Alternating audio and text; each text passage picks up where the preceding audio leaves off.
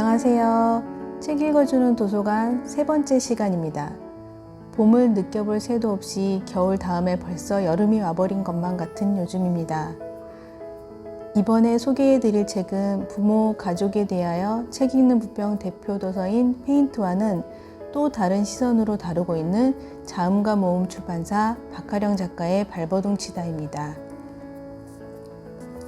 먼저 박하령 작가는 2010년 난 삐뚤어질 테다로 KBS 미니시리즈 공모전에 당선되었고 2014년 출간한 의자 뺏기는 제5회 산림 청소년 문학상 대상을 수상하였습니다.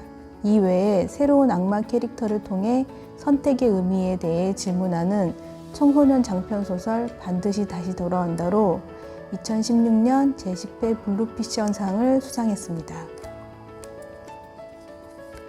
발버둥치다는 페인트에서 혈연으로 맺어진 가족을 무조건 받아들여야 할까? 라는 의문과 연결해서 생각해 볼 수 있는 내용을 담고 있어서 낭독 도서로 선정하게 되었습니다. 이 책에는 청각장애를 가진 부모의 자녀 유나, 다둥이 가족의 장녀 승미, 교수 부모의 모범생 딸 주은이, 이렇게 고등학교를 다니는 세 친구의 이야기입니다. 책 표지에도 무엇인가에서 벗어나고 싶어하는 것 같은 세 명의 학생이 보입니다. 이 중에서도 농인 부모의 자녀인 유나를 중심으로 이야기는 전개됩니다. 발버둥치다 제목 위쪽에 조그마한 글씨로 I'm 코다 라는 글자가 보입니다. 책 속에서도 설명하는 코다는 Children of Deaf Adult의 약자로 청각장애 부모를 둔 비장애인 자녀를 가리키는 말입니다. 유나의 상황을 단번에 이해할 수 있는 단어이기도 하네요. 거리두기라는 말을 자주 듣는 요즘인데요. 이 책에서는 가족 간의 건강한 거리두기에 대해 이야기하고 있습니다. 자녀는 부모라는 지붕 아래에서 보호받아야 하는 존재라고 생각하시는 분, 부모님 인생에 부록처럼 사는 게 맞을까? 라고 생각하는 분이 있다면 이 책을 꼭 읽어보시길 권합니다. 자음과 모음 출판사 박하령 작가의 발버둥치다. 자, 그럼 책 속으로 들어가 볼까요?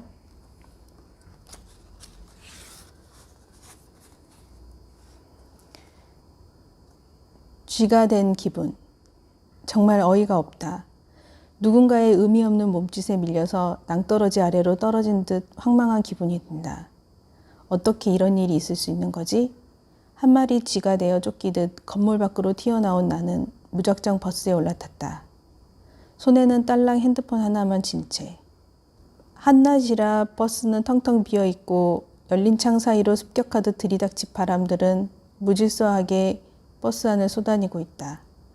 사정없이 내 뺨을 쳐대는 바람에게 저항하듯 난 눈을 치뜨고 버스 한가운데 손잡이를 꽉 잡고 서 있었다.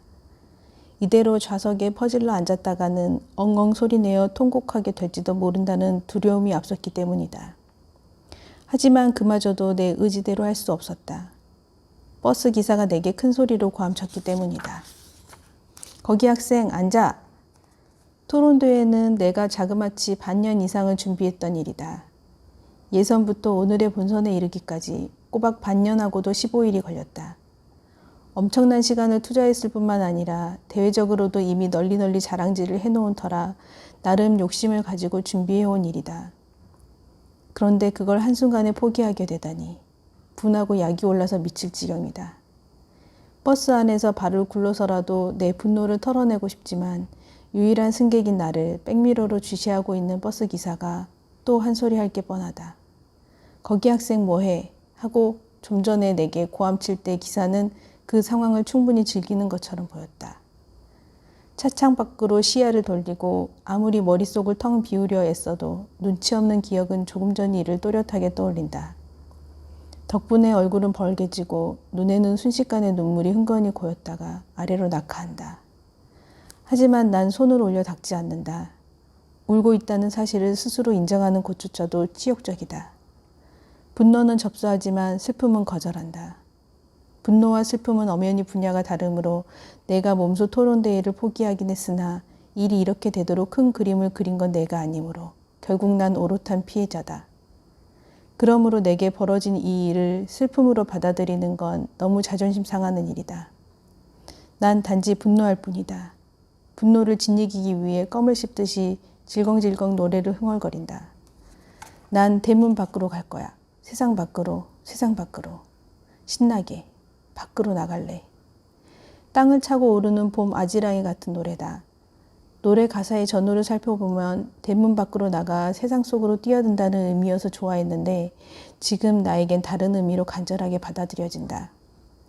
이곳이 아닌 또 다른 세상 밖 어딘가로 도망쳐 아무도 모르게 숨을 의식처가 내겐 필요하다. 나 자신조차 잊어버릴 수 있는 그런 곳이면 더욱 좋겠다. 세상 밖은 어디일지 그곳이 어떤 곳이든 지금 이곳만 아니면 된다. 지금 이곳에서의 나는 막연하게 그 누군가 어딘가를 향해 지독하게 저기를 퍼붓고 있다는 생각뿐이다. 왜냐? 아까도 말했다시피 이건 내 잘못이 아니니까. 그럼 나의 이 지독한 저기를 받아야 할 사람은 누구? 애써서 답을 궁리할 필요도 없다. 답이 너무 뻔하니까. 하지만 인정하기 껄끄러운 사실이라 외면할 따름이다. 애써서 답을 궁리할 필요도 없다. 답이 너무 뻔하니까. 하지만 인정하기 껄끄러운 사실이라 외면할 따름이다. 정말이지 엄마 아빠에게 화내고 싶지는 않다. 그러기에 나는 이미 너무 많은 것을 안다. 뻔히 아는 사실을 가지고 떼쓰듯이 투정 부릴 나이는 지났단 소리다. 말 그대로 머리가 커버렸으니까. 화는 나지만 화를 내서는 안 된다는 도덕적인 당위성까지도 이해하고 있다. 그러니 조물주를 원망하는 게 맞다. 왜? 그분이 나를 우리 엄마 아빠의 딸로 세팅해 놓으셨으니까. 하지만 그마저도 마음에 쏙 드는 결론은 아니다. 조물주는 내 저기의 대상이 되기에는 너무 추상적이다. 저기는 내 쪽에서 던지고 말 일이 아니다. 저기라는 건 저기를 받은 자가 괴로워하거나 구체적인 피해를 입은 모습이라도 확인되어야 그 가치가 발휘되는 건데 조물주는 확인이 불가능하니 젠장 차라리 담벼락을 발로 차는 게 낫지. 조금 전에 벌어진 일을 이야기하자면 이렇다. 토론대회가 시작되기 전 교육청 화장실 거울 앞에서 앞머리를 열심히 띄우고 있는데 노랑머리 여고생과 그 친구가 불쑥 들어왔다. 그 애들도 나처럼 꽃단장이 목적인 듯 들어서자마자 거울 앞에 바싹 붙어섰다. 봤어? 그 똥색 한복 입은 아줌마. 손바닥 치면서 버벅거리던 거? 자기 딸 응원 왔대. 에이 설마 그 아줌마 딸이 토론대회에 나왔다고? 이렇게 손바닥 치면서 해? 그게 말이 돼? 난 대번에 알아먹었다. 노랑머리가 말한 똥색 개량 한복을 입은 사람이 우리 엄마라는 걸. 수어를 하는 엄마를 보고 노랑머리는 손바닥 친다고 나름의 표현을 하고 있다. 수어는 엄밀한 언어이건만 정말 무식하기 짝이 없는 애다. 게다가 농아의 딸은 무조건 농아일 거라고 생각하다니 무식의 정점을 찍는다. 정말 화가 났다. 그러므로 그 애를 향해 흰자가 허옇게 드러나도록 눈이라도 흘겨야 마땅하건만 난 그러지 못했다. 그 순간 난 엄청난 본능의 힘에 이끌려 도망칠 궁리를 하기 시작했다. 띄우던 앞머리를 사정없이 아래로 다시 빗어내리고 조용히 뒤돌아 나왔다. 그 애가 전한 그 사실만으로도 온몸이 오그라들어서 노랑머리에 대한 분노 따위는 들어설 자리조차 없었다. 이런 엄마가 오다니.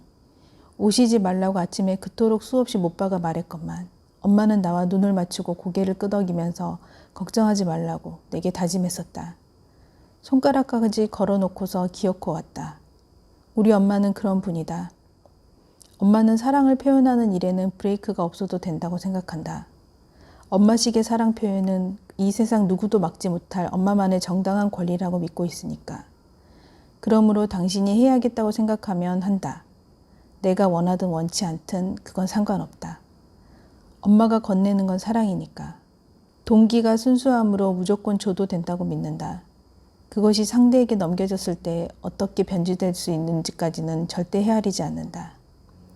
그런 의미에서 우리 엄마는 온화한 독재자다. 쉽게 저항하기도 힘들고 독하게 반항하기도 난처한 선의의 옷을 입고 있는 독재자. 아주 짧은 순간에 내 머릿속에는 엄마에 대한 원망이 구체적으로 고였다. 하지만 그 원망의 내용은 내게 이미 너무나 익숙한 터라 더 새로울 것도 분노로 기화될 무엇도 아니다. 아침 저녁으로 볼 수밖에 없는 우리 집 거실의 벽시기와도 같다. 이러니 저러니 평가하고 분석할 필요도 없이 그 존재를 가만히 받아들여야 하는 무엇이랄까. 지금 내겐 나를 위한 행동이 필요할 뿐이다. 난 튀자 라고 내 몸에 명령했다. 망설임 없었다. 머릿속이 하얘지는 순간에도 탱탱하게 살아 숨쉬는 나의 강렬한 자유의 욕구는 이미 모든 계산을 마쳤다. 말콤 엑스란 사람이 그랬다. 자위를 위한 폭력은 폭력이 아니라 지성이라고. 폭력조차 지성이라고 하는 마당에 난 지금 폭력을 쓰겠다는 것도 아니고 단지 나를 지키기 위해 도망칠 뿐이다. 명분은 충분하다. 강당 쪽으로 가면 엄마와 희수를 비롯해 아이들이 모여 있으니 반대쪽으로 가야 해. 그렇게 내빼서 버스 정류장 쪽으로 뛰었다. 우리 엄마가 노인이란 사실이 아이들에게, 아니 희수에게 알려지는 게 죽을 만큼 싫었으니까. 지난 몇 달 동안 준비해온 대회를 그냥 한순간에 날려버려도 상관없을 만큼 나 자신을 지키는 일이 중요했다. 헉, 너 뭐야? 엄마를 피해 달아나다니. 널 낳아준 엄마를 부정하는 거야? 그게 널 지키는 거야? 정류장에서 버스를 기다리는데 누군가 내게 이런 소리를 하며 종주먹을 들이대는 기분이 들었다. 하지만 이건 엄마를 부정하는 것도 그렇다고 엄마를 피해서 도망치는 것도 아니다. 단지 나를 얹고 자기들 마음대로 부조리하게 돌아가는 거대한 틀에 대한 반항일 뿐이다. 언젠가 대형 벽시계의 속을 본 적이 있었다. 내장이 훤히 들여다보이는 투명 물고기처럼 된 벽시계였다. 커다란 바퀴들이 돌아가고 그 바퀴들 사이에 맞물린 작은 바퀴는 자기 의지와는 상관없이 돌아가고 있었다. 다소 무기력해 보이는 그 바퀴. 난 그 바퀴처럼 운명의 거대한 틀에 엮여 돌아가는 작은 바퀴였을 뿐이다. 그러니 잠시 튕겨나와 도망을 치는 이 정도의 자유의지는 존중받아야 한다고 생각한다. 하지만 주은이는 그렇게 생각하지 않는지 내 마음은 아랑곳하지 않고 비난부터 해댔다. 너 미쳤구나. 어쩔 수 없었다고. 좋아. 토론대회야 이미 물 건너갔다 치고. 너희 엄마가 어때서? 네가 초딩도 아닌데 설마 엄마가 창피한 거야? 그렇게 말하지 마. 누구나 밝히고 싶지 않은 사실 정도는 있는 거 아니야? 다 까발리고 살지는 않는다고. 다들 그러잖아. 가릴 거 가리고 흉터가 있으면 화장으로 덧칠하고 키가 작으면 키높이 신발도 신고. 그러니까 흉터 같은 거야? 부모님이 너한테? 꼭 집어 흉터 그 자체란 건 아니고 어느 부분이 그렇단 거지. 우리 엄마 아빠가 농인인 게 나한테 자랑거리일 수는 없잖아. 안 그래? 그래도 부모님이 네 존재의 일부인데 그런 식으로 감추려 둔다는 건 자식된 도리가 아니라고 봐. 도리? 난 자식으로만 살려고 이 세상을 사는 건 아니야. 도리가 1순위는 아니란 거지. 뭐냐? 그 순위의 문제가 아니거든. 도리란 마땅히 행해야 할 바른 길을 말하는 건데 설마 마땅이란 단어를 모른다고 할 생각은 아니겠지? 쫀쫀하긴. 야, 내가 물에 빠진 부모님을 나 몰라라 하고 튄 게 아니잖아. 난 도리를 팽개치겠다는 게 아니고 그냥 적재적소에 맞게 선택하려는 것뿐이야. 내가 원치 않는 대목에서 알리고 싶지 않아서 튄 건데 그게 뭐 나쁜 일이야? 선택을 앞세우면 나도 더 할 말은 없어. 네 선택이고 그게 나쁜 일이 아니라니. 하지만 지극히 객관적인 기준으로 한마디 하면 네가 튄 게 옳은 일은 아니야. 적어도 미안해는 해야지. 게다가 넌 학교 대표로 나간 건데 그것까지 내팽개친 거잖아? 그래 알아. 나도 미안해. 하지만 옳지 않은 일을 할 수밖에 없는 입장이란 게 있어. 옳지는 않지만 나쁘지도 않은 게 세상에 있다고. 알아? 주은이가 알 리 없다. 내 입장이 되어본 적 없으니까. 그래도 야속하다. 아무리 내 입장이 되어보지 못했다고 쳐도 도망칠 수밖에 없었던 나의 입장을 눈을 찡긋하면서 눈치듯이 이해해 줄 법도 한 일이건만. 아무튼 난 억울하다. 싫다는 건 나의 솔직한 감정이고 그래서 도망친 건데 그게 왜 내 잘못이란 말인가. 잘못은 엄마를 보고도 튈 수밖에 없는 비극적인 상황을 만든 그 누군가에게 있다. 왜 하필 나를 이런 상황 속에 밀어 넣었냐는 말이다. 대체 왜? 농인 엄마를 가져보지 못한 애들은 그곳에서 엄마와 마주쳤을 때 어떤 일이 벌어질지 죽었다 깨도 모른다. 상상조차 못할 것이다. 신음에 가까운 소리로 아가 아가 이렇게 외치는 엄마를 돌아봐야 할 때의 기분이 어떤지. 그냥 모른 척하고 싶다는 유혹과 동반하고 있는 죄의식이 얼마나 사람의 피를 말리는지. 그리고 주변 사람들이 나와 엄마를 바라보며 둘이 세트야? 이런 표정을 지을 때 얼마나 굴욕적인지. 그것도 하필 학교를 대표해서 나온 공식적인 자리에서 뭔가 나만의 자부심으로 똘똘 뭉친 어떤 기운을 손에 쥔 채 앞머리를 한껏 올려서라도 자신을 고무시키려던 바로 그 순간의 말이다. 애들은 모른다. 절대 알 턱이 없지. 버스는 세상 밖으로 나갈 재주는 없는 건지 일정 시간을 달리더니 회차 지점을 돈다. 비겁하게도 나를 원위치로 돌려놓을 작정인가 보다. 노선버스의 한계다. 어쩌지? 여기서 내려? 망설이고 있는데 엄마의 톡이 뻐끔하고 붕어가 뱉어낸 방울처럼 뜬다. 엄마는 톡조차도 무음이다. 물론 내가 설정해 놓은 거지만. 아가 어디? 딸랑 두 어절이지만 그 안에는 엄마의 끈적이는 안타까움이 가득하다. 엄마의 안타까움은 내게 아프게 와닿다 못해 짜증을 유발한다. 엄마는 늘 나를 아가라고 부른다. 난 그 말이 정말 싫다. 마치 엄마의 영원한 아가로 존재하라는 명령처럼 들리기도 하고 또 그 말이 가진 특유의 연대감이 영원히 풀 수 없는 거대한 족쇄처럼 여겨지기도 한다. 주은이는 엄마의 사랑이 듬뿍 묻어나는 호칭이라며 부럽다지만 내겐 전혀 그렇게 느껴지지 않는다. 포대기에 업힌 아가로서 엄마의 등에서 천상의 안락함을 느끼기보다는 늘 엄마 뒤에서 엄마의 애잔함을 읽는 운명을 가진 수인이 된 기분이 든다. 엄마를 생각하며 늘 짠한 마음이 들어서 싫다. 오늘 안 오기로 해놓고 왜 왔냐라고 엄마에게 호되게 따져야 하는 상황이건만 절대 그럴 수도 없고 그래서도 안 된다는 게 더 기막히게 화가 난다. 세상에서 제일 고약한 사람은 미워할 수도 없게 착하거나 약한 사람이라던데 비명이라도 지르고 싶어지던 차에 국어쌤의 문자가 뜬다. 너 뭐냐? 그러게 나 뭐지? 이런 생각이 밑줄이 쳐진다. 그리고 뒤이어 아주 상식적인 걱정들이 줄 서서 머리를 빼고 있다. 학교에 가서 뭐라고 변명을 해야 하는 거지? 목이 빠지게 수상 소식을 기다리고 있을 교장 선생님이야 여러 선생님들과 친구들을 떠올리니 새삼 나 자신한테 어이가 없다. 뭐야, 아니 겨뤄보지도 않고 내뺐다고? 그럼 뭐하러 학교 대표로 나간 거야? 딴 애한테 양보할 것이지. 대표가 그렇게 책임감이 없어서야 되겠어? 이런 비난이 학교 전체를 떠들썩하게 할 것이다. 그러니 어떤 식으로든 변명할 거리를 만들어내야 한다. 그런 생각으로 머릿속이 복잡해질 즈음 이번에 앙증맞은 카톡 소리가 나를 흔든다. 유나야 무슨 일 있어? 희수다. 신희수. 얘만 아니었다면 이런 일은 벌어지지 않았을지도 모른다. 희수의 톡을 보니 갑자기 온몸의 기운이 쭉 빠진다. 대체 이 애는 언제 내 마음에 성큼 들어와서 자리를 잡기 시작한 걸까? 내 맘에 들어와 자리만 잡고 얌전히 앉아있는 게 아니라 내 안에 모든 걸 다 헤쳐놓았다. 리트머스 시험지를 타고 올라가는 잉크의 무례한 번짐처럼 쏴 하고 내 맘에 밀려들어와 구석구석을 묘한 색으로 물들이고 있다. 그렇게 나는 변질되고 있다. 오늘의 이 도망질도 변질의 한 예다. 유나는 정말 엄마가 창피해서 토론대회장에서 도망쳤을까요? 유나가 자신을 묘한 색으로 물들인다고 느끼는 희수는 누구일까요? 아직 나오지 않은 주은이와 승민은 어떤 이야기가 있을까요? 책을 읽으면서 자녀는 무조건 부모님 의견을 따라야 한다는 이야기에 답답하기도 했지만 이야기가 전개되면서 서로를 이해하고 가족 간 거리에 대해서 고민해 볼 수 있었습니다.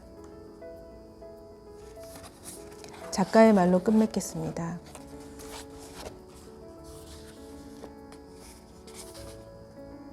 가족 판타지로 인해 가족이란 늪에 서덕이는 아이들에게 자아 분할을 권하고자 한다. 혈연은 운명이지만 무조건 감싸안고 뒹굴기만 하는 게 능사가 아니라 그 안에도 우리가 통제할 수 있는 것은 분명히 있음을 깨닫고 발버둥 쳐야 한다. 내가 바로 서야 가족도 사랑하게 된다.